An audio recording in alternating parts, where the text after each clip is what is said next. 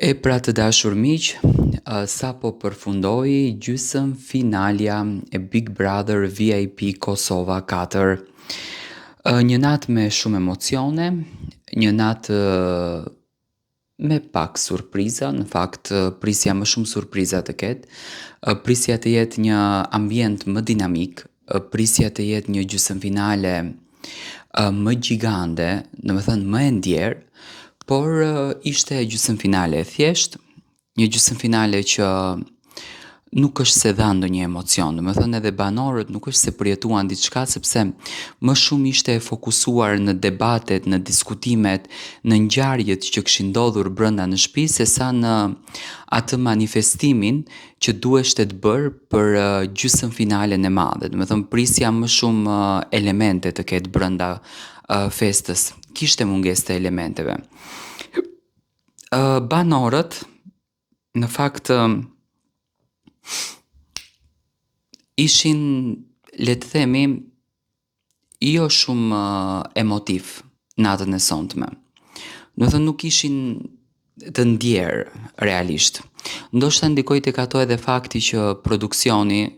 u fokusua jashtëzakonisht shumë tek tema që ka ndodhur dhe mendoj që nuk e përjetuan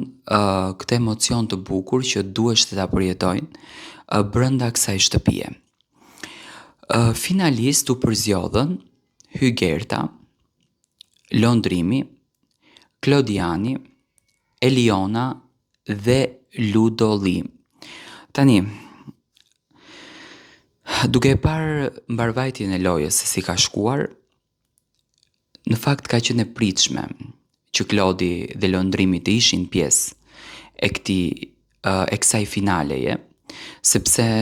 Londrimi dhe Klodi kanë dhënë spektakël, kanë bërë dinamikën, sidomos Londrimi domethënë ka marrë dashurinë e të gjithë publikut dhe mendoj që ishte arritje dhe përzgjedhje e merituar. Do t'ishte një skandalozitet në qoftë se Londrimi nuk do të shkonte në finale. Klodiani po ashtu, domethënë ka qenë shumë dinamik brenda shtëpisë. Dinamikat e Klodit nisën që në momentin kur bëri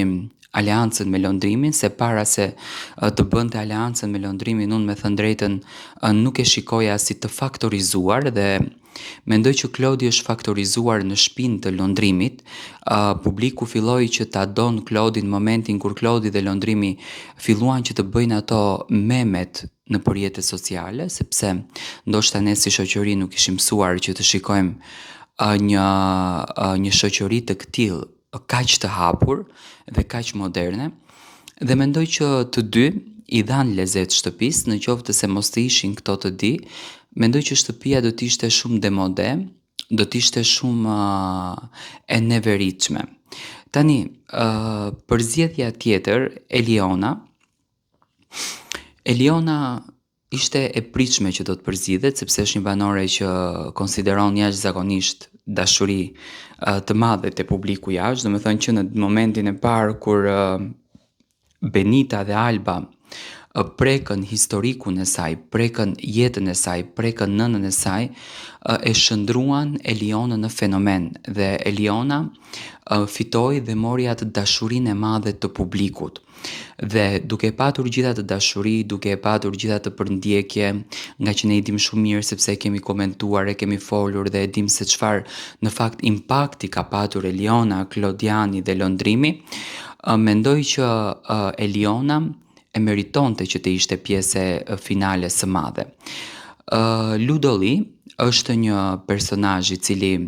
ka treguar qytetarizëm, ka treguar zotënilik brenda në lojë, një formacion që realisht i duhet një formati të Big Brotherit, sepse jo më kot e ka emrin format me shumë ngjyra, jo më kot e ka emrin format dinjitos, dhe mendoj që Ludolli ishte ai zotëria që e gjeti veten sepse kishte mungesë të karakterit të Ludos brenda kësaj shtëpie. Domethënë Ludo gjithmonë ka mbajtur një qëndrim stoik, një qëndrim të ftohtë dhe ka goditur në momentin kur është dashur realisht të godet brenda asaj shtëpie, dhe mendoj që Ludo u përzjodh nga publiku si finalist i parë vetëm për atë karakterin e tij dhe për atë burrërinë që e karakterizon. Dhe së fundmi, domethënë, Hygerta,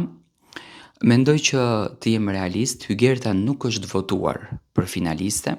sepse e para njëherë Hygerta nuk ka fansa në Kosovë, domethënë në Big Brotherin e Kosovës audienca, votimet janë më së shumti nga Kosova. Por fakti që Hygerta është në finale e kanë çuar dy faktorë, nuk do themi që këtu ka një lloj padrejtësie, nuk ka padrejtësi, do të thoni ju pse, sepse domethënë shumicën e banorëve i çon vota, që në këtë rast domethënë Elion në lëndrimin Klodin e çoi vota, por Hygertën e çoi karriera e saj, jeta e saj, sepse realisht Hygerta ka qenë e vetmja VIP dhe Arditi që kanë qenë brenda këtij spektaklit. Mund të themi edhe Alba që njiheshte shumë, edhe pak domethënë Labino Trexha. VIP të tjerë nuk ka patur, domethënë personazhet e tjerë kanë qenë figura shumë pak të njohura për publikun. Dhe mendoj që në këtë kombinim, një personazh VIP, Hygerta Sako, me gjitha të bagazh, me patjetër që nuk do t'ja ndërprisnin lojën në këtë pikë të lojës për respektin që ajo konsideron. Tani ja ka dhënë lojë Hygerta, Hygerta nuk ka bërë lojë, ka qenë e qetë, por ka qenë qytetareske në debatet dhe në për analiza që ajo ka bërë brenda kësaj shtëpie. Dhe Benita, unë mendoj që Benita është banore e votuar për të shkuar në finale, me patjetër që votat e Benitës nuk u respektuan, dhe kjo është mëse e vërtet, me thënë ka patur reagim të menjëhershëm nga ana e familjarëve të Benitës, të cilët janë jashtëzakonisht të lënduar nga përzgjedhja që është bërë, por